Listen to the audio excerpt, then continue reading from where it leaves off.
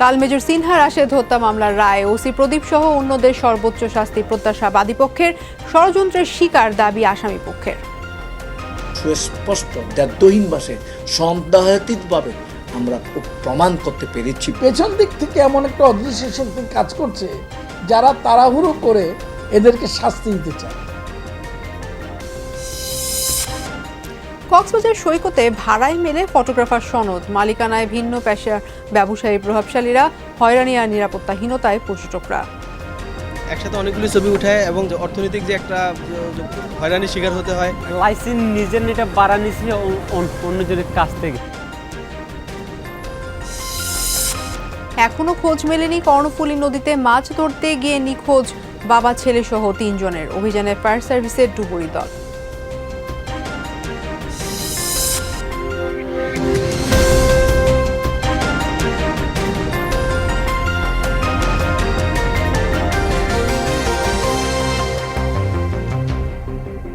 এতক্ষণ শিরোনামগুলো দেখছিলেন, টুম্পা হাসান আছি আপনাদের সাথে, পুরো খবরে যাচ্ছি। অবসরপ্রাপ্ত মেজর সিনহা রাশেদ হত্যা মামলায় ন্যায় বিচারের আশা করছে রাষ্ট্র ও আসামি পক্ষ। রাষ্ট্রপক্ষ বলছে টেকনাফ থানার সাবেক ওসি প্রদীপ দাসের পরিকল্পনার নির্দেশেই সিনহা রাশেদকে হত্যা করা হয়েছে। তবে ওসি প্রদীপের আইনজীবীর দাবি, মাদকের বিরুদ্ধে অবস্থান নেয় ষড়যন্ত্রের শিকার প্রদীপ। মামলার বাদী চান প্রদীপ ও লিয়াকতের সর্বোচ্চ শাস্তি। হত্যার 1.5 বছরের মাথায় সোমবার রায় ঘোষণা করবে কক্সবাজার জেলা ও দায়রা জজ আদালত। কক্সবাজার থেকে রিয়াজ রেহানের রিপোর্ট, ক্যামেরায় ছিলেন সুমন সরকার। করোনা সংক্রমণের কারণে একবারে তারিখ দিয়েও শুরু করা যায়নি চাঞ্চল্যকর মেজর সিনহা হত্যা মামলার বিচার কাজ। 1 মাস পিছিয়ে গেল বছরের 23 আগস্ট থেকে শুরু হয় কার্যক্রম। প্রথম দফায় 3 কার্যদিবসে আসামিদের ভূমিকা আদালতে তুলে ধরেন বাদীসহ 4 জন সাক্ষী। বিজ্ঞ আদালত যেন এই 15 জন চার্জশিটভুক্ত আসামির সর্বোচ্চ শাস্তি দেন, সেটি আমি আসলে কামনা করেছি। এরপর 83 সাক্ষীর 65 জনের সাক্ষ্য, জেরা, দ্বিপক্ষের যুক্তিতর্ক শেষে টানা 4.5 মাসে বিচার কাজ শেষে মামলাটি রায়ের জন্য প্রস্তুত করেন আদালত। সুস্পষ্ট দ্ব্যর্থহীন ভাষে সন্দেহাতীতভাবে আমরা প্রমাণ করতে পেরেছি বিদায় আমরা এই মামলার দৃষ্টান্তমূলক শাস্তির জন্য হুদা আদালত নিবেদন করেছি, যেন আইনি আবরণে আর কোনো এরকম নৃশংস ঘটনা সংঘটিত না হয়। এই সাক্ষ্য প্রমাণের উপর ভিত্তি করে লিয়াকত এবং প্রদীপ এই 2 জনকে ক্যাপিটাল পানিশমেন্ট, ফাঁসির দণ্ডাদেশ দেওয়া উচিত। তবে ভিন্ন মত আছে আসামি পক্ষের আইনজীবীর। অন্যতম অভিযুক্ত বরখাস্তকৃত টেকনাফ থানার সাবেক ওসি প্রদীপ দাসের আইনজীবী বলছেন, প্রদীপকে ষড়যন্ত্রমূলকভাবে ফাঁসানো হয়েছে এই মামলায়। মানুষের মধ্যে যে ধারণাটা সৃষ্টি হয়েছে এই মামলার তড়িঘড়ি করে করার ক্ষেত্রে, সেখানে হয়তো কারো ভাববার বিষয় আছে যে পেছন দিক থেকে এমন একটা অদৃশ্য শক্তি কাজ করছে যারা তাড়াহুড়ো করে এদেরকে শাস্তি দিতে চায়। 2020 সালের 31 জুলাই রাতে মেরিন ড্রাইভের শামলাপুর চেকপোস্টে গুলিবিদ্ধ হয়ে মারা যান সেনাবাহিনীর অবসরপ্রাপ্ত মেজর সিনহা রাশেদ খান।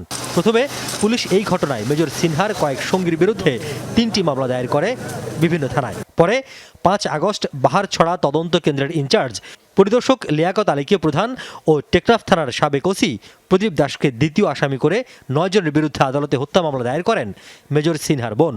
মামলায় 3 মাসের তদন্ত শেষে 15 জনের বিরুদ্ধে অভিযোগপত্র দেয় তদন্ত সংস্থা র্যাব। ক্যামেরায় কথা না বললেও মামলার প্রধান 2 অভিযুক্তের সর্বোচ্চ শাস্তি দাবি করেছেন বাদী এবং মেজর সিনহার বোন। মামলার বিচার প্রক্রিয়ার পুরোটা সময় বেশ কয়েকটি প্রশ্ন ঘুরে ফিরে এসছে, আর তা হচ্ছে ওসি প্রদীপ এবং পরিদর্শক লিয়াকত ঘটনার দিন ঠিক এত রাতে কেন এই শামলাপুর চেকপোস্টে এসেছিলেন, আর কোন পরিস্থিতিতে ঘটনাটি ঘটেছে, অর্থাৎ মেজর সিনহার সাথে গুলি করেছেন বা গুলি করতে বাধ্য হয়েছেন। রাষ্ট্রপক্ষ বলছে তারা আদালতে যথাযথ যুক্তি প্রমাণের মাধ্যমে তুলে ধরেছেন এটি ছিল একটি পরিকল্পিত হত্যাকাণ্ড। অপরদিকে আসামিপক্ষ বলছে তাদের বিরুদ্ধে যে আনিত অভিযোগ সেটি সম্পূর্ণ মিথ্যা, সে বিষয়টিও তারা আদালতে প্রমাণ করতে সমর্থ হয়েছেন। আর তাই দুপক্ষেরই দাবি বা প্রত্যাশা, এই মামলায় অপরাধীদের যার যতটুকু অপরাধ ততটুকুই সাজা পাক তারা। রিয়াজ রায়হান, যমুনা নিউজ, শামলাপুর, টেকনাফ, কক্সবাজার। চট্টগ্রামে করোনার সংক্রমণ হার বেড়েই চলছে। গেল 24 ঘন্টায় করোনায় মৃত্যু না থাকলেও নতুন করে শনাক্ত হয়েছে 1115 জন।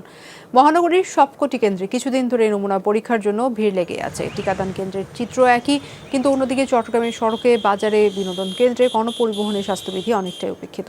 এদিকে সর্বশেষ গেল 24 ঘন্টায় 4067টি নমুনা পরীক্ষায় 1115 জন পজিটিভ। শনাক্তের হার 27.41%।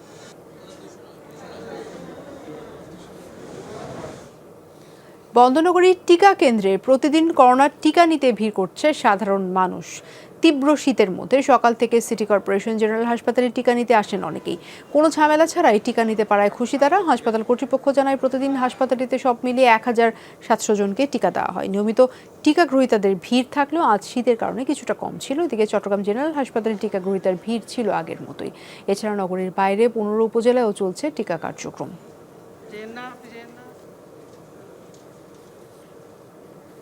চট্টগ্রাম এমএ আজিজ স্টেডিয়ামে বিপিএল এর ঢাকা টিমের অনুশীলনের সময় হঠাৎ মাঠে অবতরণ করে হেলিকপ্টার। দুপুরে মাঠের পূর্ব প্রান্তে অবতরণের অনুমতি থাকলেও হেলিকপ্টারটি অবতরণ করে মাঠের পশ্চিম পাশে, যেখানে অনুশীলন করছিলেন মাশরাফি, মাহমুদুল্লাহ সহ ঢাকা টিমের ক্রিকেটাররা।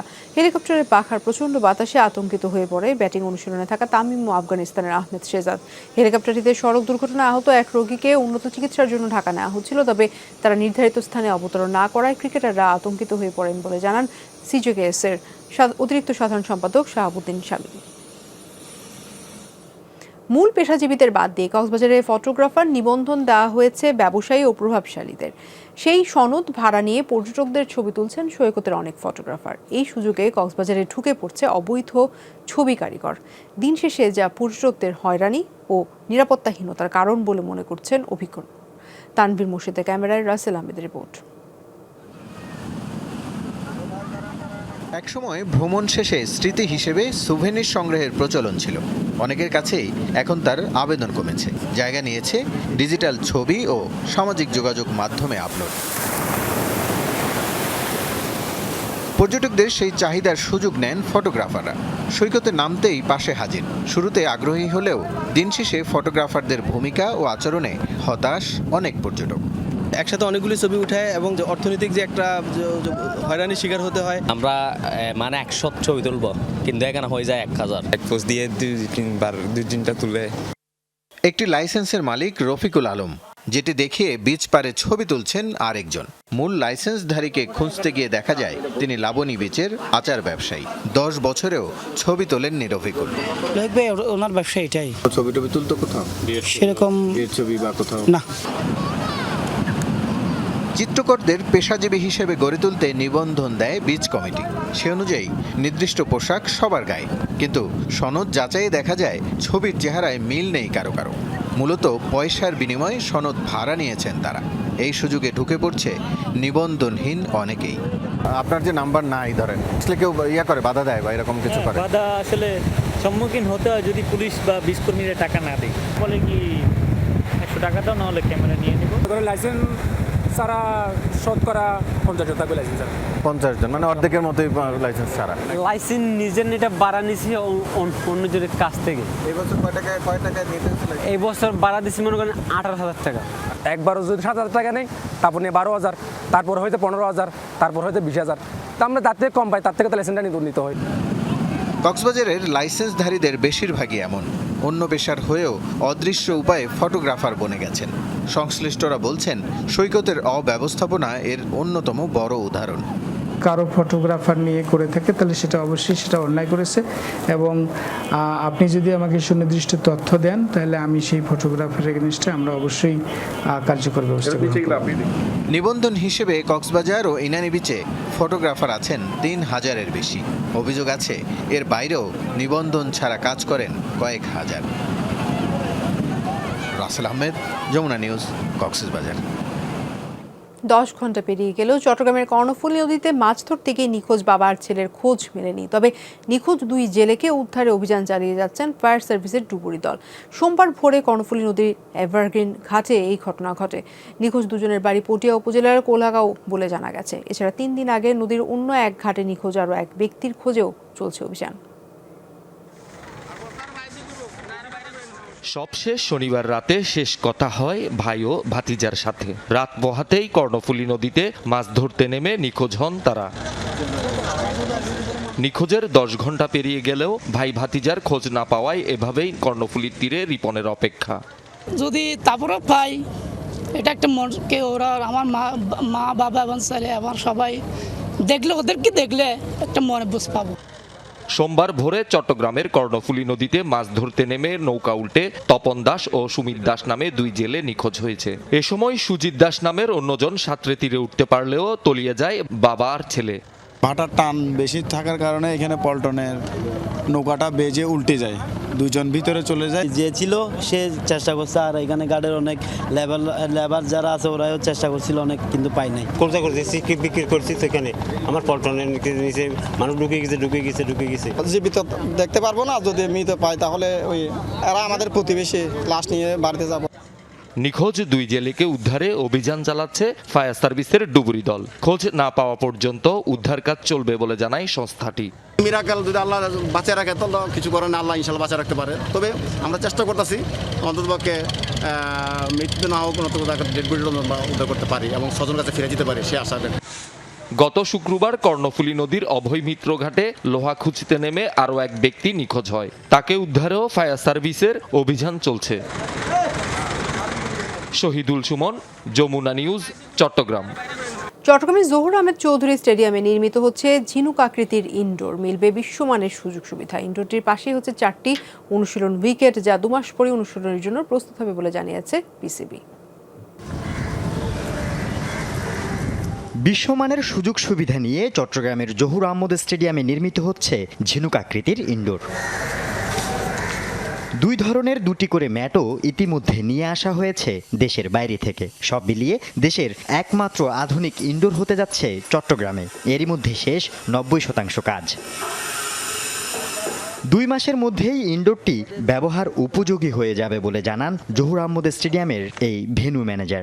এখানে টার্ফ অস্ট্রেলিয়াটা চলে এসছে, ইংল্যান্ডেরটা আগামী সপ্তাহে আসবে।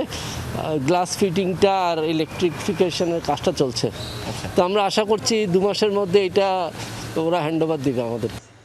এদিকে নতুন ইনডোরের পাশেই 4টি অনুশীলন উইকেটও তৈরি করা হচ্ছে। মাঠ মিলিয়ে এখন 12টি উইকেটে অনুশীলন করতে পারবেন ক্রিকেটাররা। ছোট প্র্যাকটিসের যে ফ্যাসিলিটি ছিল, এখানে আমরা 10টা উইকেট করছি। ক্রিকেট বোর্ড আমাদের ভিতরে যে প্র্যাকটিস করার যে একটা চাপ ছিল, ওই চাপটাকে একটু লাঘব করার জন্য এটা করা। স্টেডিয়ামের পাশ ঘেঁষে চলে যাওয়া এই ফ্লাইওভারটির নির্মাণ কাজের জন্য ভেঙে ফেলা হয়েছিল পূর্বের ইনডোরটি। 5 কোটি টাকা ব্যয়ে আধুনিক ইনডোরটি গড়ছে ফ্লাইওভারটির বাস্তবায়নকারী সংস্থা চট্টগ্রাম উন্নয়ন কর্তৃপক্ষ। আল আমিন শিকদার, যমুনা নিউজ, চট্টগ্রাম। চট্টগ্রাম চ্যালেঞ্জার্সের অধিনায়কত্ব হারিয়ে বিপিএলে আর খেলতে চান না মেহেদী মিরাজ। তার দল চট্টগ্রাম চ্যালেঞ্জার্সের পাশাপাশি বিষয়টি জানিয়েছেন বিসিবিকেও। সন্ধ্যায় ফিরবেন ঢাকায়। বিপিএলের এবারের মৌসুমের শুরু থেকেই চট্টগ্রাম অধিনায়ক ছিলেন মিরাজ, কিন্তু সিলেটের বিপক্ষে ম্যাচের আগে জানানো হয় মিরাজ আর অধিনায়ক থাকছেন না। অধিনায়কের দায়িত্ব দেওয়া হয় নাঈম ইসলামকে, আর তাতেই বেঁকে বসেছেন মিরাজ। অভিমান করে ঢাকায় ফিরছেন এই ক্রিকেটার। এই ঘটনায় ক্ষুব্ধ অলরাউন্ডার বিপিএলে আর খেলবেন না বলে সিদ্ধান্ত নিয়েছেন। সেই সিদ্ধান্ত ইতিমধ্যে জানিয়েছেন বাংলাদেশ ক্রিকেট বোর্ডকেও। কারণ দেখিয়েছেন মায়ের অসুস্থতা। এদিকে শনিবার দলের অনুশীলনেও দেখা মেলেনি মেহেদী হাসান মিরাজের। আমার অনেকে ফোন দিছে, আমি থাকবো না, আমি চলে আসতেছি। খেলার আমার মেন্টালি প্রিপারেশন, টিম নিয়ে চিন্তা ভাবনা এগোচ্ছি। খেলার 3 ঘন্টা আগে আপনি বলতেছেন যে তুমি ক্যাপ্টেন্সি করতে পারবে না, এটা উপরের ডিসিশন। এটা তো মনে করেন যে এটা তো খেলার আগের দিন হইতে পারে না। এবং আপনি যদি তো এরকম অন্য কোনো প্ল্যানিং এ থাকতো তাহলে আপনি প্রথম থেকে দিতেন অন্য কাউরে, আমারে কেন দিচ্ছেন? এই বিষয়ে সবশেষ আপডেট জানাতে চট্টগ্রাম থেকে সরাসরি যুক্ত হচ্ছেন সহকর্মী আলামিন শিকদার।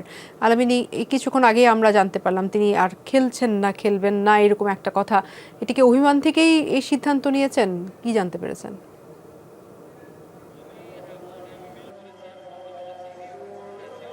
টুম্পা, আপনি সত্যিই বলছেন এবং সঠিক পয়েন্টই বললেন, সেটি হচ্ছে যে তিনি অভিমান থেকেই খেলছেন না, যদিও কারণ দেখানো হচ্ছে তার মায়ের অসুস্থতার কারণে তিনি বিপিএল আর খেলবেন না বলে জানিয়েছে যে বিসিবি এবং চ্যালেঞ্জার্সের যে কর্তারা আছে তাদেরকে। তবে তার অভিমানের বিষয়টি আঁচ করতে পেরে তার সাথে এখন রুদ্ধদ্বার বৈঠক চলছে। আমি বলতে পারি যে হোটেলটিতে তারা উঠেছিল চট্টগ্রাম চ্যালেঞ্জার্স, সেই চ্যালেঞ্জার্সের কর্তাদের সাথে এখন মেহেদী মিরাজের বৈঠক চলছে, যাতে করে সে যে সিদ্ধান্তটি নিয়েছে বিপিএলই আর না খেলার, সেই সিদ্ধান্ত থেকে যেন সরে এসে আবারও চট্টগ্রাম চ্যালেঞ্জার্সের হয়ে খেলে। তবে তার আক্ষেপের যে জায়গাটি, সে জায়গাটি ছিল হঠাৎ করে ম্যাচের 3 ঘন্টা আগে তাকে জানানো যে তিনি আর অধিনায়কত্ব করতে পারবেন না।